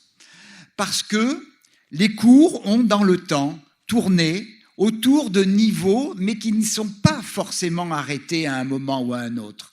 Et le nombre de cas est très important, où c'est Ishimoku qui est à l'origine des supports et des résistances. Parce que les cours sont allés chercher ces niveaux qui sont en fait représentatifs de deux choses. Ils sont représentatifs de la réalité économique de l'actif et qui sont la représentation de la façon dont les grosses mains se sont battues, ont tourné autour de niveaux qui ont été ceux qui ont fait consensus pendant une période donnée. Et tout le caractère véritablement mais génial de cette méthode, après 12 ans, je suis toujours émerveillé. Et je suis toujours passionné par cette méthode parce qu'elle a beaucoup plus pour moi de justesse que l'analyse technique classique, dans le sens où c'est elle qui se rapproche le plus des niveaux d'équilibre de marché, c'est la base de la méthode, et des niveaux autour duquel les grosses mains ont tourné pendant les différentes périodes indiquées. Dans le livre, j'ai développé et j'ai découvert en fait qu'on avait des niveaux. Je prends par exemple une tendance baissière, après on remonte, après la tendance baissière, et on s'aperçoit que les niveaux d'équilibre long terme d'Ishimoku vont constituer les véritables résistances à la remontée des cours, pour une raison très simple. C'est que ce sont les niveaux auxquels, dans la baisse, les cours ont tourné, c'est les niveaux auxquels les interrogations se sont faites. Et si les interrogations se sont faites à un moment donné, c'est que ce niveau d'équilibre représentait la valeur dans la baisse à une période donnée de la valeur de l'entreprise. Et quand on va remonter, eh bien on va retrouver ces niveaux qui vont être à la fois les niveaux sur lesquels le marché va se questionner. Est-ce que l'on passe, on va au-delà, est-ce que l'on reste? Et quand vous regardez ces niveaux, et il y a en plus des actifs, il y en a un que Thomas connaît bien, qui est l'or. Laure répond de manière extraordinaire à cette notion d'équilibre.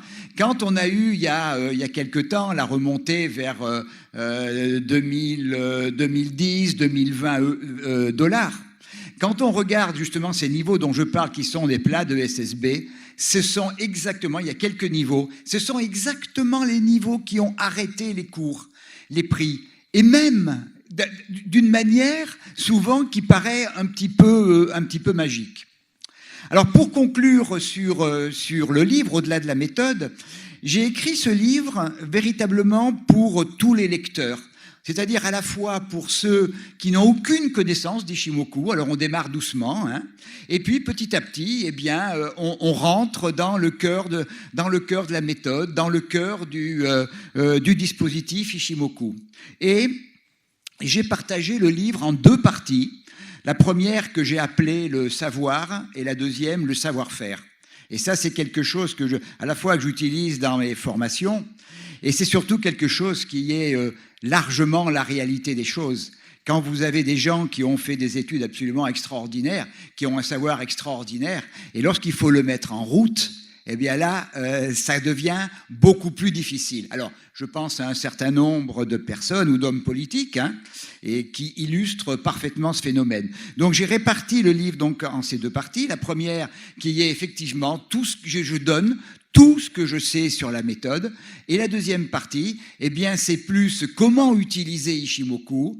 Et j'ai développé une approche qui est l'utilisation conjointe de l'analyse technique classique et de la méthode Ishimoku. Je développe ce type d'approche et puis eh bien, j'explique comment j'utilise pratiquement tous les jours cette méthode.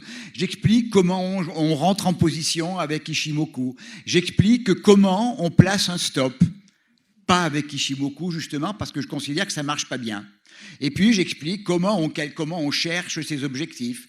Et puis, j'explique aussi, ça, on est là plus dans le trading, eh bien, quand on arrive vers l'objectif, qu'est-ce qu'on fait? On sort, on reste partiellement.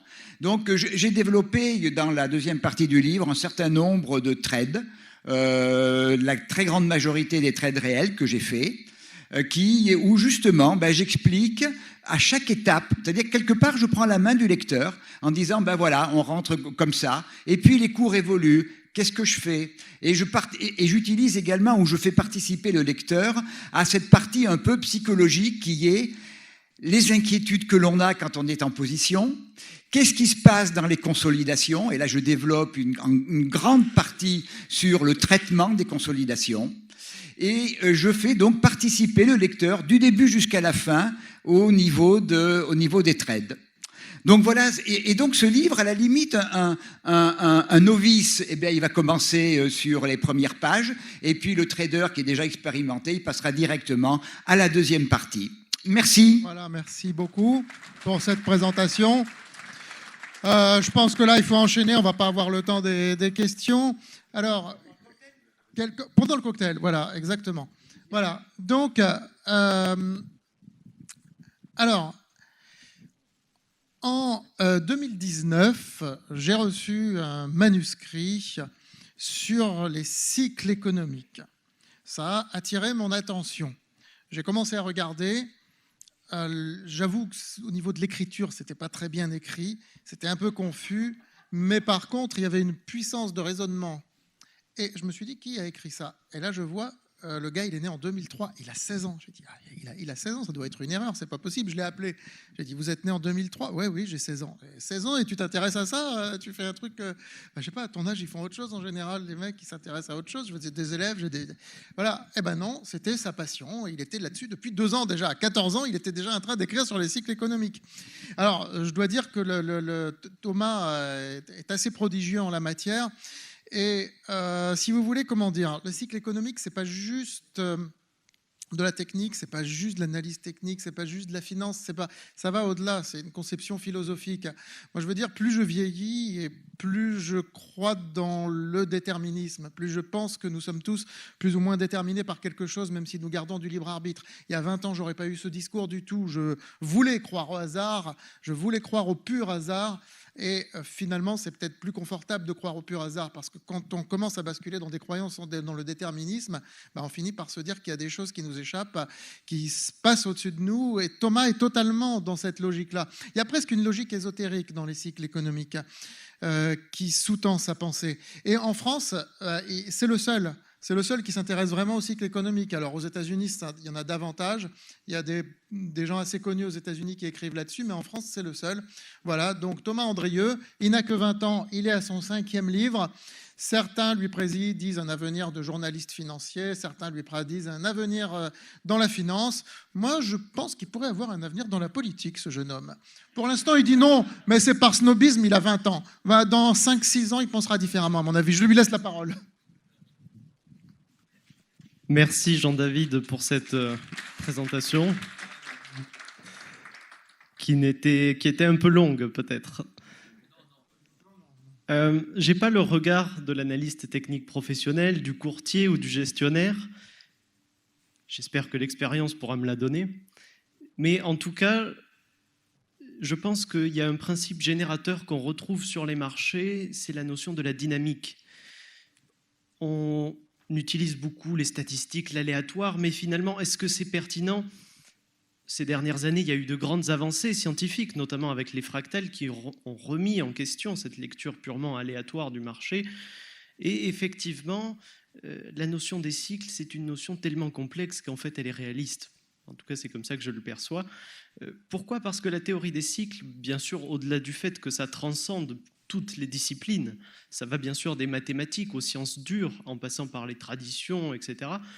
C'est une notion qui perdure dans l'histoire, et contrairement à certaines théories financières, économiques, qui parfois sont l'inspiration d'une seule personne, je pense au keynésianisme, marxisme, libéralisme dans une certaine mesure, toutes ces théories sont avancées par des auteurs individuels souvent, qui impulsent une période et puis ces théories sont passées outre quelques décennies plus tard.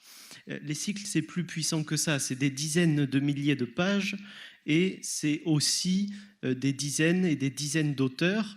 Dans l'analyse technique, il y a énormément d'auteurs sur les cycles justement, et là est le lien avec ce qui m'intéresse. Pour vous faire un bref aperçu finalement de ce qu'est un cycle, en tout cas sur les marchés financiers pour ce qui est le thème de ce soir, on a bien sûr le modèle classique pour décrire les cycles. J'ai repris largement les travaux de Kondratiev que j'ai traduits, Schumpeter en partie, Kitchin, Juglar. Sur les marchés, le principal cycle qui agit, c'est ce qu'on appelle un cycle de Kitchin. C'est un cycle qui dure, quand on le mesure mathématiquement notamment, entre 3 ans et demi à peu près. Il dure à peu près 3 ans et demi. Sur le Bitcoin, il dure à peu près 3,6 ans. Certains sont assez fans, mais comme on a peu d'historique, il y a de la variabilité nécessairement. Et effectivement, d'ailleurs, ça corrèlerait bien avec les mouvements récents qu'on observe sur le Bitcoin.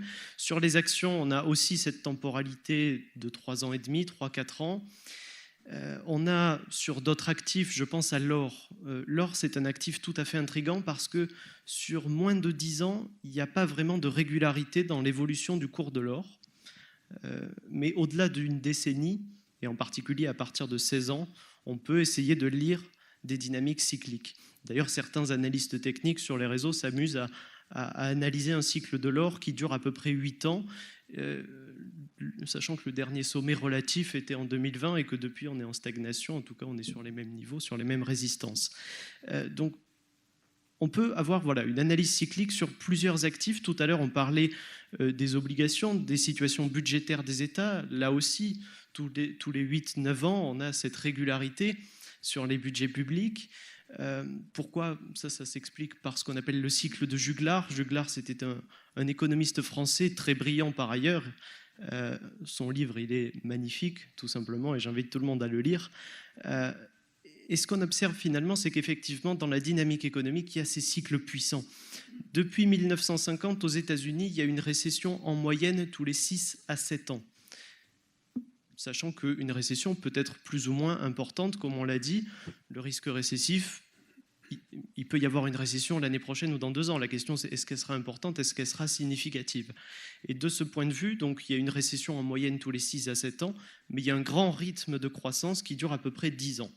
Et donc, nécessairement, le cycle de Juglar, on le situe entre 7 et 10 ans. Bien sûr, c'est des moyennes, hein, il peut y avoir des récessions beaucoup plus récurrentes. Par ailleurs, les récessions sont moins récurrentes dans les phases ascendantes du cycle long de l'économie, dans lequel on pourrait être amené à revenir aujourd'hui. Et donc je terminerai peut-être sur une vision plus long terme, qui est celle des cycles longs de l'économie de Kondratiev. Kondratiev, c'est un des rares économistes, parce que les économistes sont plus souvent les amis des politiques que leurs ennemis. Kondratiev, c'est un des rares économistes qui s'est fait fusiller sur ordre de Staline, par ailleurs. C'est une histoire folle, parce que c'était un communiste qui a émergé avec la révolution russe, et malgré tout, il a écrit sur les cycles, il a mis en avant des faits empiriques qui ont été contestés et qui sont par ailleurs inconsciemment contestés par nous, la civilisation qui est la nôtre, parce qu'on a des a priori idéologiques par rapport à tout ça très forts. Et Kondratiev nous dit quoi? Il nous dit que finalement, on a des cycles longs, tous les 40, 50, 60 ans sur l'économie, qui se traduisent sur les taux, sur les matières premières et sur des grandes variables qui, justement, influencent fortement l'économie. Ce qui fait dire aussi que la période de taux très bas qu'on a eue récemment, enfin qu'on a eue la décennie dernière, je me place sur l'échelle du temps long, la période de taux très bas qu'on a eue sur la décennie précédente annonçait aussi un point bas du cycle de Kondratiev. Le dernier avait été dans les années 50, et probablement on serait en train de repartir sur une phase ascendante du cycle long de l'économie. Et Kondratiev, il nous dit quoi? Il nous dit qu'on aura probablement sur une phase ascendante des guerres plus récurrentes, des instabilités sur les prix plus récurrentes, des récessions peut-être moins fréquentes et moins violentes, mais des récessions malgré tout existantes. Et c'est là tout l'enjeu justement de l'étude des cycles. Et pour finir peut-être plus sur l'analyse technique, il y a des applications monumentales qui peuvent être faites avec les fractales, mais tout ça encore c'est au stade finalement de recherche, c'est très difficile pour un particulier d'appréhender tout ça, et moi j'en suis le premier, mais en tout cas au niveau des fractales, au niveau de la géométrie des cycles, c'était William Gann, J.M. Hurst, des grands noms de l'analyse technique qui ont écrit là-dessus. Et c'est des noms qu'on a peut-être oubliés parce que leur approche était technique, mais finalement, dans les cycles, on peut lire beaucoup de choses, beaucoup de disciplines, mais je pense que ça apprend non seulement un certain sens du détachement face aux événements, face à l'actualité, et quoi de mieux que se détacher de l'actualité et des mouvements, du bruit du marché, quand on sait que finalement, les marchés suivent des tendances qui, à long terme, sont assez stables. J'en terminerai là. Merci beaucoup. Bien. Alors, merci Thomas. Vous aurez l'occasion tout à l'heure de pouvoir vous faire dédicacer les livres de nos auteurs pendant le cocktail. Et une fois qu'on aura fini, donc plus que 10 minutes, un quart d'heure à patienter. Et ensuite, on passera au cocktail et vous aurez l'occasion de discuter, de leur poser des questions et de vous faire dédicacer les livres. Et vous pourrez aussi acheter d'autres livres que nous avons édités sur les sujets de l'économie. Voilà. Alors, Romain Daubry, si vous voulez, contrairement à la plupart de mes auteurs, c'est pas quelqu'un qui m'a envoyé un texte.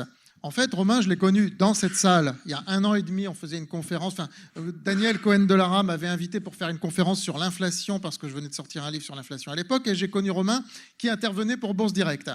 Et je lui ai dit, toi, il faut que tu écrives un livre. Il me dit, non, non, oh, non, non, non, non, non. Si, si, je lui ai dit, il faudrait que tu écrives un livre. Non, non, non, non, non, modeste, non, non, non, non, non. Et finalement, ça a mis du temps, hein, ça a mis du temps. Mais au bout d'1 an et demi, le livre, il est là. Alors, j'ai voulu vraiment ce livre parce que Romain est un éminent spécialiste des produits à effet de levier et c'est quelque chose qui lui tient vraiment à cœur. Et je pense qu'il avait vraiment quelque chose à dire, pas seulement sur un point de vue technique, mais aussi des anecdotes. Et ce que je voudrais dire, et après je vais lui passer la parole, c'est que sur le marché, vous avez des livres sur les options et les futurs, qui sont des livres plutôt à 50, 60 euros, mais qui sont réservés à des gens très chevronnés. Et vous avez d'un autre côté des livres sur les warrants, le SRD, qui sont aussi des effets de levier, mais beaucoup plus réservés à un public plus béotien, des particuliers, des boursicoteurs. Et là, vous avez des livres plutôt à 19, 20 euros. Le livre de Romain, qui est au milieu à 35 euros, est un livre que j'ai voulu placer dans cette gamme de prix, est un livre qui réunit les deux. Qui va des warrants SRD aux futures options. Tous les instruments à effet de levier et leur explication, c'est très pédagogique, il y a beaucoup de pages couleurs. Voilà, je vais lui laisser la parole. Un excellent rapport qualité-prix. Merci beaucoup. La bonne nouvelle, c'est qu'il n'y en aura pas pour 10 minutes, un quart d'heure. Non, c'était un piège de Jean-David et Thomas. Parce que Thomas est venu en stage ici aussi et il m'a convaincu aussi d'écrire. Oui.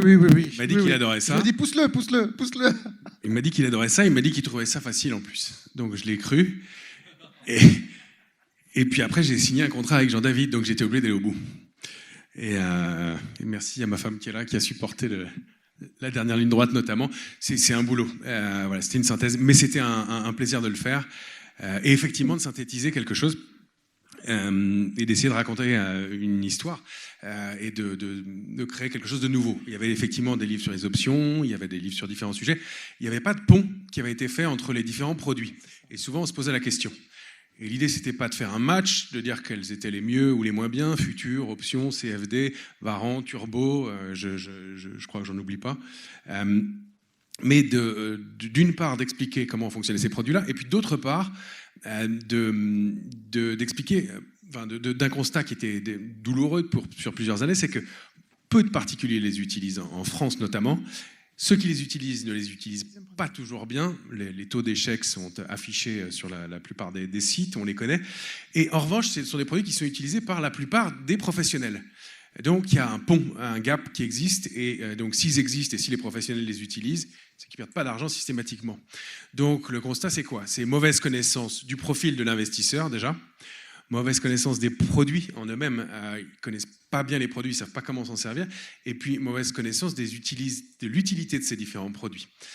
En fait, c'était ça les trois grandes clés qu'on essaie de réunir dans ce livre. Donc le constat, c'est de dire que ce n'est pas uniquement le levier, quelque chose qu'on utilise pour faire de la spéculation et du day trading, swing trading, etc. Le métier de trader est hyper compliqué. Il y en a dans la salle, ils le savent.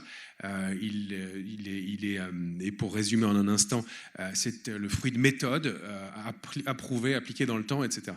Mais en dehors de ça, le levier permet de faire énormément d'autres choses qu'on néglige, qu'on oublie, qu'on n'a pas assez expliqué. C'est ça que j'avais envie d'expliquer. On sait peu, mais avec les options, par exemple, on peut gagner de l'argent pendant que le marché ne bouge pas. Exploiter l'absence de tendance. On pense toujours travailler en tendance, mais avec les options, on peut travailler sans tendance.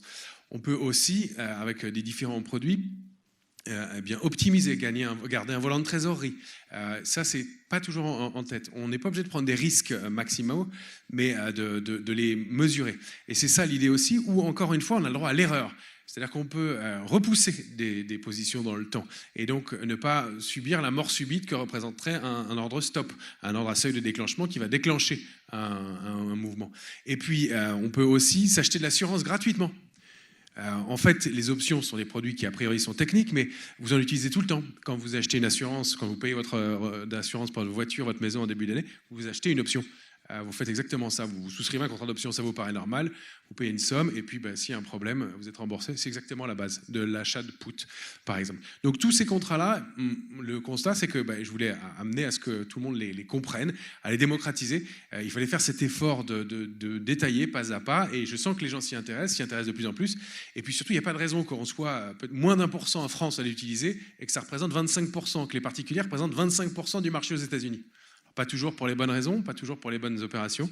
Mais voilà, donc c'est ce mélange de constats-là, et puis de se dire que c'est pas toujours très, très amusant cet effort-là, mais qu'il y a des anecdotes qui sont quand même vraiment intéressantes, et qu'on peut faire des choses vraiment très subtiles, raisonner avec autre chose que la hausse, la baisse, ou éventuellement ne rien faire, qu'on peut raisonner avec le stress du marché, on peut raisonner avec le temps, on peut raisonner avec des dimensions qui sont autres, et donc ouvrir des perspectives qui sont bien plus larges et faire des choses très intéressantes. Alors ça ne s'adresse pas nécessairement à tous les investisseurs, mais ceux qui ont envie de faire cet effort-là, ils trouveront des choses intéressantes, et encore une fois, de créer des combinaisons et des possibilités qui vont, encore une fois, de la simple assurance à l'optimisation d'un prix de revient, parmi les exemples, sur une position qui permet, en n'ayant pas toujours raison avec sa position, de gagner quand même de l'argent dans le temps et pourquoi pas la décaler ou la transférer ou simplement de faire du rendement. Voilà l'idée de ce livre, avec, j'espère, aussi des éléments un peu amusants, et quelques anecdotes pour faire comprendre tout ça. Et donc, la synthèse de plusieurs années sur les marchés dérivés au sein de Bourse Direct. Et on va pouvoir passer au cocktail maintenant. Voilà, donc merci Romain pour cette présentation. Donc, ce livre est préfacé par Patrick Combe. C'est vraiment un honneur pour JDH Éditions de publier un livre préfacé par quelqu'un comme Patrick Combe. Et j'en profite aussi pour remercier Bourse Direct de nous avoir permis d'avoir cette salle ce soir. Je remercie nos intervenants, Vincent Lecartier qui s'est déplacé, qui est venu intervenir, nos auteurs qui ont écrit, qui ont présenté leurs livres. Je me remercie moi-même pour avoir présenté cette conférence et pour vous offrir ce superbe cocktail qui vous attend.